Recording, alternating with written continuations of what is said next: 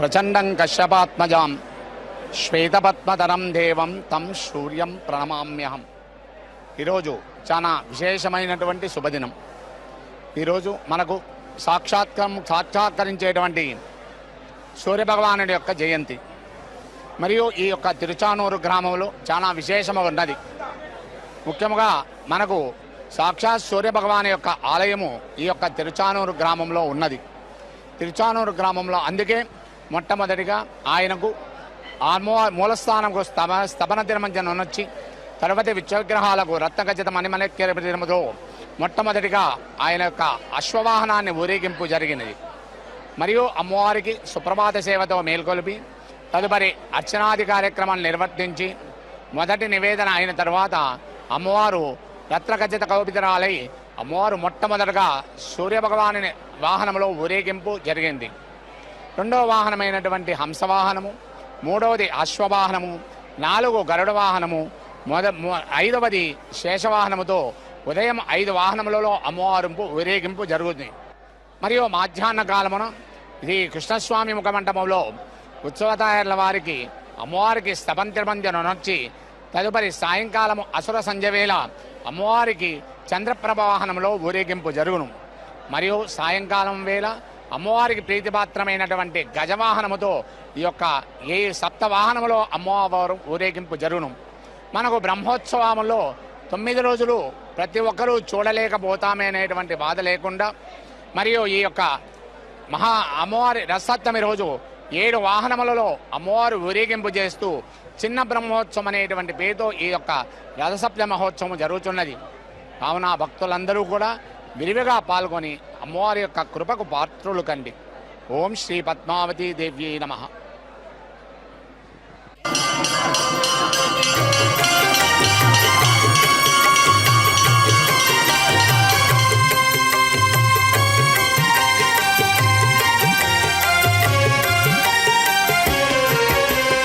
I ఖగవాహిని Shri Padmavati అంబుజలోచని Shri Padmavati అనుదినమర్చిత Shri Padmavati అలంకార ప్రియ శ్రీ పద్మావతి జయ జయ లక్ష్మీ శ్రీ పద్మావతి జయ విజయ లక్ష్మీ శ్రీ పద్మావతి జయ వరలక్ష్మీ శ్రీ పద్మావతి జయ మహాలక్ష్మి శ్రీ పద్మావతి కమలలోచని శ్రీ పద్మావతి కల్మషమోచని శ్రీ పద్మావతి కామితదాయిని శ్రీ పద్మావతి కారణకారిణి శ్రీ పద్మావతి జయ జయ లక్ష్మీ శ్రీ పద్మావతి జయ విజయ లక్ష్మీ శ్రీ. నమోస్తు నాళీక నిభాననాయై నమోస్తు దుగ్ధోదధి జన్మభూమ్యై నమోస్తు సోమామృత సోదరాయై నమోస్తు నారాయణ వల్లభాయై. పద్మావతీదేవి శేషవాహనంపై వేంచేసి మనకు అనుగ్రహ కటాక్షాన్ని ఇస్తూ ఉన్నది.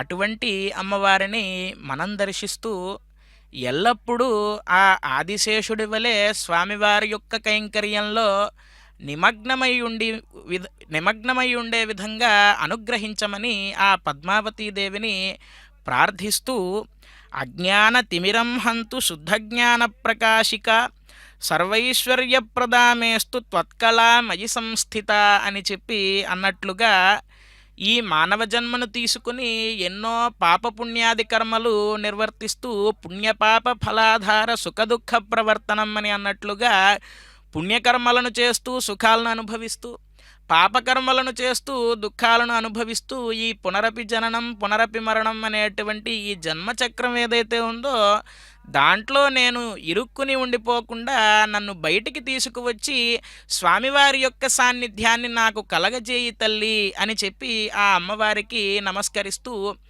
ఆ శేషవాహనంపై వేంచేసి వస్తూ ఉన్నటువంటి పద్మావతీదేవి యొక్క వైభవాన్ని మనం సందర్శిస్తూ ఈ వైభవాన్ని మనం తెలుసుకుందాం.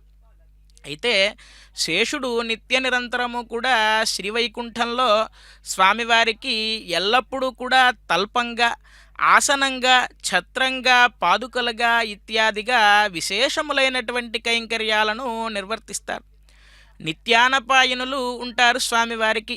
మొట్టమొదటగా లక్ష్మీదేవి, తర్వాత ఆదిశేషుడు, విశ్వక్సేనుడు, గరుత్మంతుడు ఇత్యాదిగా స్వామికి ఎల్లప్పుడూ స్వామితోనే ఉండే విధంగా ఉండేవారు కొంతమంది ఉంటారు వైకుంఠంలో.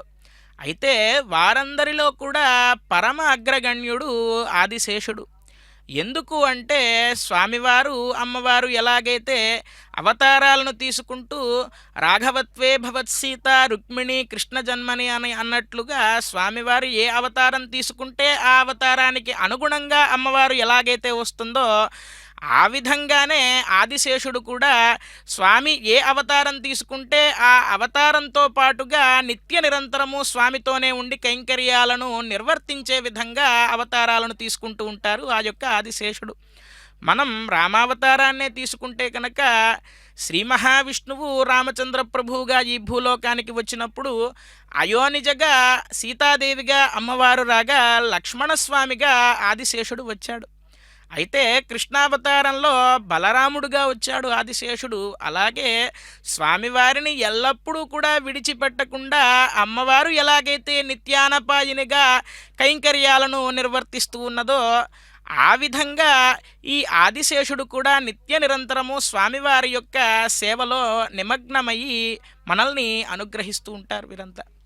అయితే అమ్మవారు ఈ శేషవాహనాన్ని అధిరోహించి మనల్ని అనుగ్రహిస్తూ ఉన్నది కాబట్టి మనం ఏమని ప్రార్థించాలి ఆ తల్లిని అంటే అజ్ఞాన తిమిరం హంతు అని చెప్పి ప్రార్థించాలి. అంటే నాకు చాలా అజ్ఞానం కమ్మేసి ఉంది ఓ తల్లి, నేను ఈ మానవ జన్మని తీసుకున్నాను, దుర్లభమైనటువంటి మానవ జన్మ ఎత్తిన తర్వాత కూడా నిత్య నిరంతరము అనేక వ్యాపకాలపై ఉంటాను. ఇలా కాకుండా నాకు జ్ఞానం అనేటువంటి దీపాన్ని ప్రసరింపచేసి స్వామివారి యొక్క కైంకర్యాన్ని అనుగ్రహించు ఓ తల్లి అని చెప్పి ఆ అమ్మవారిని ప్రార్థిస్తూ ఈ సేవా కైంకర్యాన్ని వీక్షిద్దాం. గోవింద గోవింద.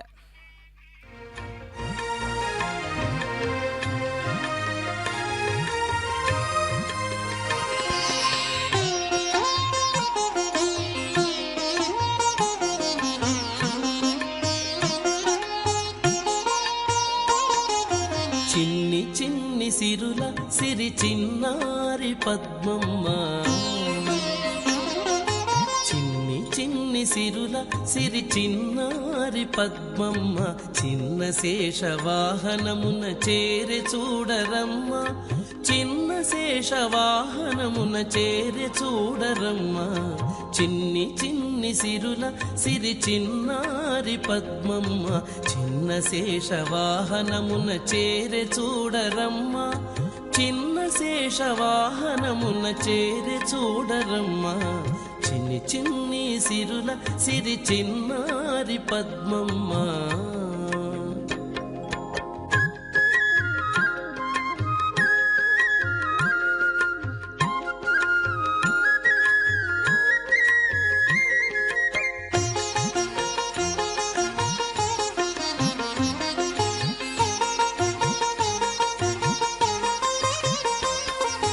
తెల్ల తెల్లని పాలకడలి చల్ల చల్లని గాలి,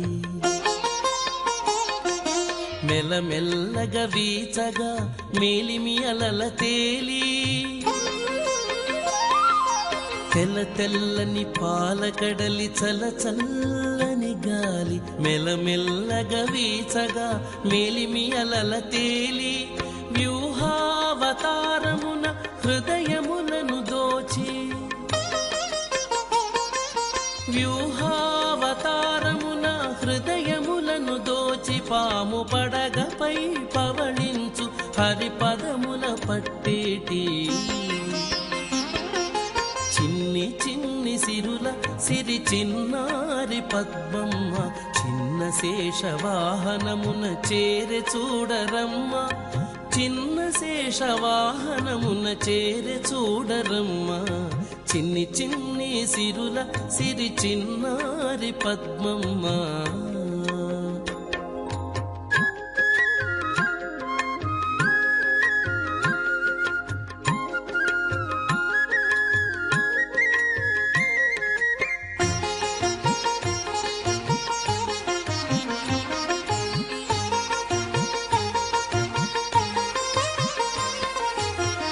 పట్టం పురాణీయ పద్మావతి సతీ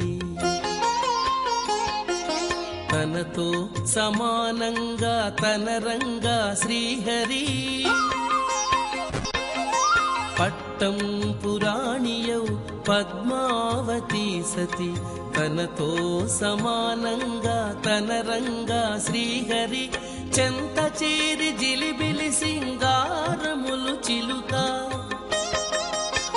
శ్రీహరి చెంత చేరి జిలిబిలి సింగారములు చిలుక బ్రహ్మోత్సవాల బ్రహ్మాండ భాండములరా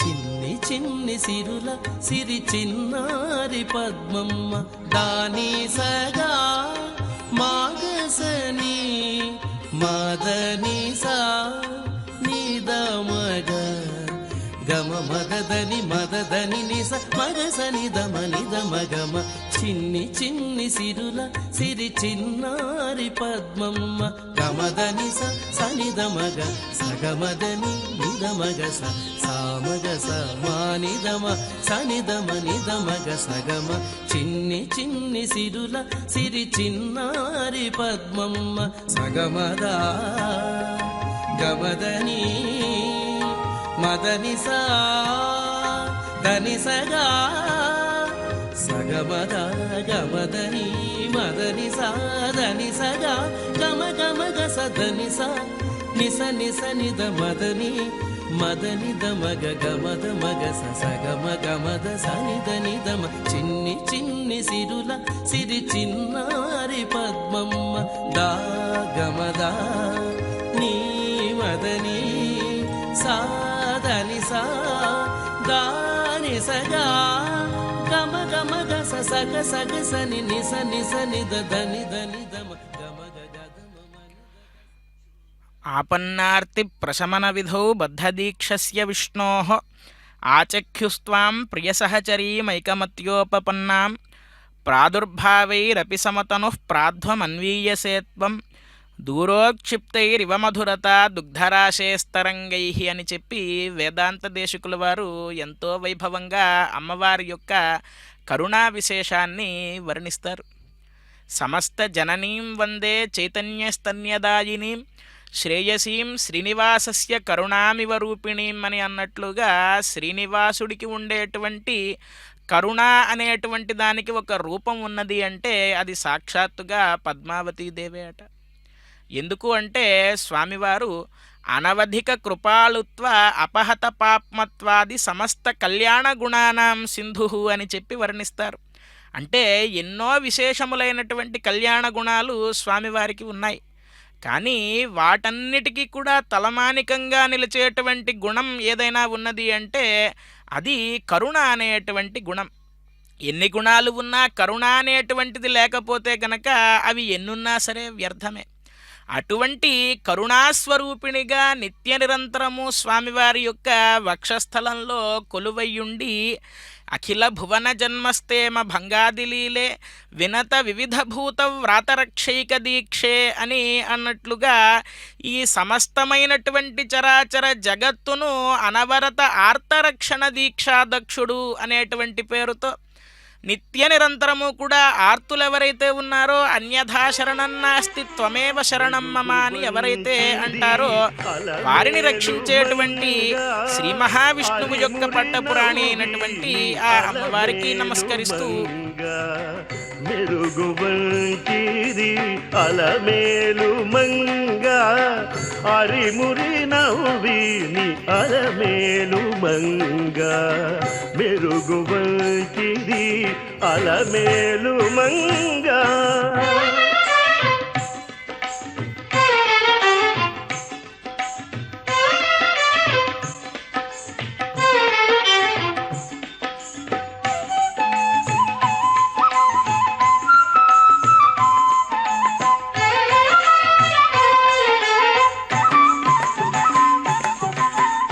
పలుచని ఎలుగున పాడి నీ మీది పాట మెలకు కూరిమి అలమేలు మంగ